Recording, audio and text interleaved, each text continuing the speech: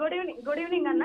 మనోజ్ గారు, సిద్దిపేట నియోజకవర్గం నుంచి కవిత బరిలోకి దిగబోతున్నారా? మళ్ళీ వస్తా, ఇది కేజీఎఫ్ కాదు, ఇక్కడ ఆంక్షలు పెట్టారు, ఇప్పటికి కూడా ఆంక్షల్లోనే నేను రావాల్సి వస్తుంది, సో ఇక్కడ నుంచే నేను పోటీ చేస్తా, ఇదే పుణ్యభూమి కర్మభూమి అంటే ఒక పోటీకి రంగం సిద్ధమైంది అనుకోవచ్చా? ముందుగా గుడ్ ఈవినింగ్ అన్న అందరికి. వెరీ గుడ్ ఈవినింగ్ అన్న. అంటే అన్న, భవిష్యత్ ఎట్లుంటుందో భవిష్యత్తులో చెప్పలేము అన్నారు. నిజంగానే రాజకీయాలలో ఎప్పుడు ఏం జరుగుతుందో ఎవరికి తెలియదు.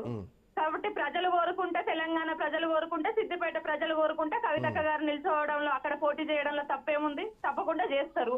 తిరుగులేదని అనుకునే వాళ్ళకి వాళ్ళ చరిత్ర తిరగరాస్తారు. హరీష్ రావు కాదని సిద్దిపేట ప్రజలు కవితను కోరుకుంటారా?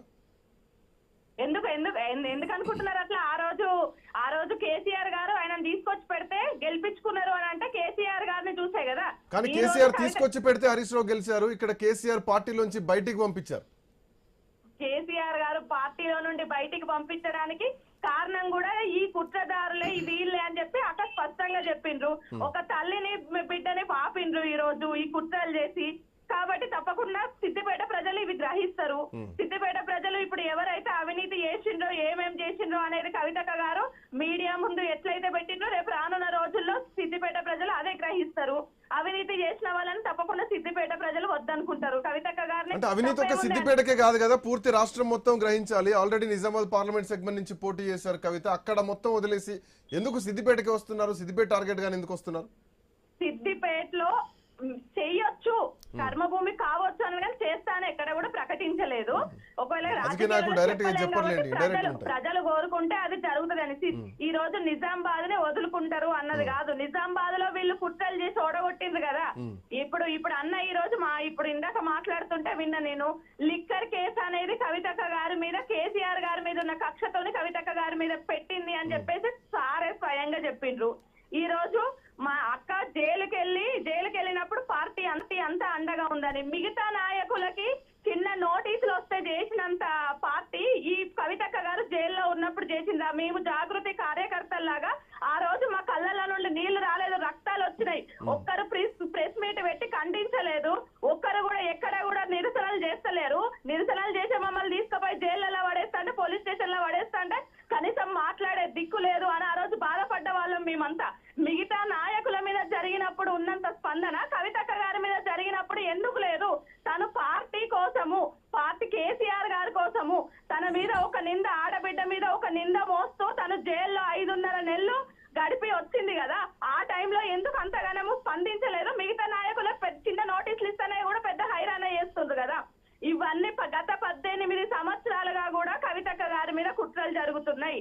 ఆ కుట్రలను అన్నింటినీ కూడా ఛేదించుకుంటూ, నవ్వుకుంటూ భరిస్తూ మనోజ్ గారు, మీ మాటల్లో కూడా ఆవేదన కనిపిస్తోంది. ఇన్ని కుట్రలు చేశారా, అది ఇది సరే జరిగినాయా జరగలేదా అది మీకు తెలుసు, దాని మీద కుటుంబ నేపథ్యం కాబట్టి కుటుంబ సభ్యులకు తెలిసి ఉంటుంది. బట్ ఇంత జరుగుతున్నా హరీష్ రావు విషయంలో కేటీఆర్కి చెప్పినా కానీ, కేసీఆర్ చెప్పినా కానీ వాళ్ళు కూడా దీనికి సొల్యూషన్ ఇవ్వలేనటువంటి పరిస్థితుల్లోకి బీఆర్ఎస్ పార్టీ వెళ్ళిపోయింది. ఆఖరికి కవితనే బయటకు పంపించేటువంటి పరిస్థితుల్లోకి. అవునన్నా, అదే చెప్తున్నాం. ఈ రోజు కేసీఆర్ గారిని మొత్తం అంటే కవితక్క గారిని బయటికి పంపించే పరిస్థితులు క్రియేట్ చేసిండ్రు వాళ్ళు చుట్టి ఉండి. ఒక్కటి చెప్తున్నామన్నా, ఒక ఆడబిడ్డగా కవితక్క గారి మీద తీన్మార్ మల్లన్న అంత ఘోరమైన వ్యాఖ్యలు చేస్తే ఈ బీఆర్ఎస్ పార్టీ ఏం స్పందించింది? అప్పుడైతే బీఆర్ఎస్ పార్టీ ఎమ్మెల్సీగా ఉన్నారు కదా, బీఆర్ఎస్ పార్టీ సభ్యత్వంతోనే ఉన్నారు కదా. ఒక ఆడబిడ్డ మీద మన ఇంటి పక్కన ఎవరైనా వెళ్ళి అక్కనో చెల్లెనో ఒక మాట అంటేనే మీరు ఊరుకుంటారా? అట్లాంటిది తన కుటుంబంలో తన వాళ్ళని, బీఆర్ఎస్ ఎమ్మెల్సీగా ఉన్న వాళ్ళని ఇంత మాట అన్నప్పుడు ఓ ట్విట్టర్లనో లేకపోతే ఓ సోషల్ మీడియా ద్వారానో లేదా ఓ ప్రెస్ మీట్ పెట్టి, ఈ రోజు మహిళా నాయకురాళ్ళు ఎవరన్నా బీఆర్ఎస్ భవన్ నుండి ప్రెస్ మీట్ పెట్టి మాట్లాడిందా, ఖండించిందా? ఇక్కడ అన్నా ఇది కేవలం కూడా ఆత్మ గౌరవం. కవితక్క గారి ఆత్మ గౌరవాన్ని దెబ్బతీసిండ్రు. ఆ కవితక్క గారి ఆత్మ గౌరవంతో పాటు కేసీఆర్ గారి బీఆర్ఎస్ పార్టీ గానీ హరీష్ రావు గానీ మిమ్మల్ని అంత పెద్ద స్థాయి లీడర్ గా చూడట్లేదు. ఆమె విజ్ఞతకి వదిలేస్తున్నా అని మాట్లాడుతున్నారు. ఆమె వచ్చి అదే నియోజకవర్గంలో అక్కడే ఉండి స్ట్రైట్ వార్నింగ్లు ఇచ్చినా కానీ ఎవరు పెద్దగా పట్టించుకోవట్లేదు. అంటే పట్టించుకుంటే పెద్ద స్థాయి లీడర్ అవుతారనా, లేదంటే వాళ్ళ స్థాయి లీడర్ కాదనేది వాళ్ళ ఉద్దేశమా? ఎట్లా చూస్తున్నారు? కవితక్క గారు ఏ స్థాయి లీడర్ అనేది తెలంగాణ ప్రజల్ని అడిగితే చెప్తారు. ఎందుకంటే ఆమె తెలంగాణ ఆడబిడ్డ, ఏ మూలకు పోయినా కూడా తెలంగాణ ఆడబిడ్డగా ముద్ర వేయించుకున్నది. ఈ రోజు కవితక్క గారికి వీళ్ళేదో మాట్లాడినంత మాత్రాన ఆమె ఆల్రెడీ వీళ్ళ స్థాయికి కూడా సరిపోని లీడర్. ఎందుకంటే కేసీఆర్ గారు ఆ రోజు 2001లో పార్టీ పెట్టినప్పుడు మిగతా నాయకులు, అప్పుడు అప్పుడున్న టీడీపీ కాంగ్రెస్ నాయకులు సేమ్ సార్ గురించి కూడా ఇట్లనే మాట్లాడిండ్రు.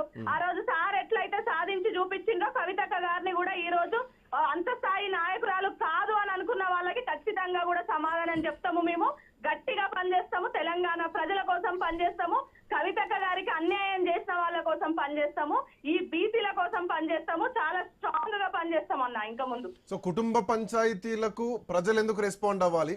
ఆ రోజు కేసీఆర్ కు ఆశీర్వదించారంటే అప్పుడు తెలంగాణ మహోద్యమం నడుస్తోంది, ఉద్యమ నాయకుడు ఒకరు వచ్చారు కాబట్టి రాష్ట్రం అంతా చింతమడకతో పాటు అందరూ ఆశీర్వదిస్తే ఈ రోజు కేసీఆర్ ఒక ఉద్యమ నాయకుడు అయ్యారు, ముఖ్యమంత్రి అయ్యారు, ఇప్పుడు పార్టీ అధ్యక్షుడిగా నడుస్తున్నారు.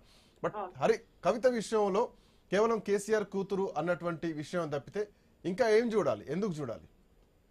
కవితక్క గారు కేసీఆర్ కూతురు అన్నది ఒక్క నిమిషం పక్కకు పెడితే 2006 లో ప్రత్యక్ష రాజకీయాలలోకి వచ్చిన తర్వాత 2007 లో బీఆర్ఎస్ తోని టీఆర్ఎస్ తోని సంబంధం లేకుండా ఇండిపెండెంట్ గా తెలంగాణ జాగృతి స్థాపించి బతుకమ్మ ఎత్తుకొని తెలంగాణలో ఉన్న మహిళల పాత్ర ఉద్యమంలో మహిళలను ఏకం చేసి ఆ రోజు సబ్బండ వర్గాలని మహిళా లోకాన్ని అంతా ఏకం చేసి ఉద్యమంలో పాల్గొనేలాగా చేసింది కవితక్క గారు.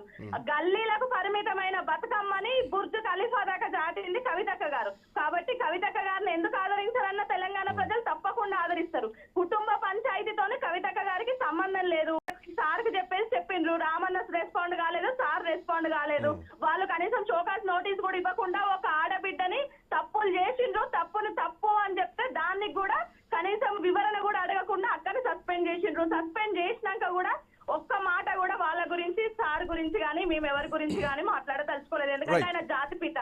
ఆయన మేము బయటకు వచ్చినాము, బయటకు వచ్చి కుటుంబ పంచాయతీ అయిపోయింది. ఇప్పటి నుండి అవినీతి చేసిన వాళ్ళని బయట పెడతాము, తెలంగాణ ప్రజలకు ఏది కావాలో దానికోసం ఫైట్ చేస్తాము, బీసీ సమాజానికి ఏది కావాలో దానికోసం ఫైట్ చేస్తాము.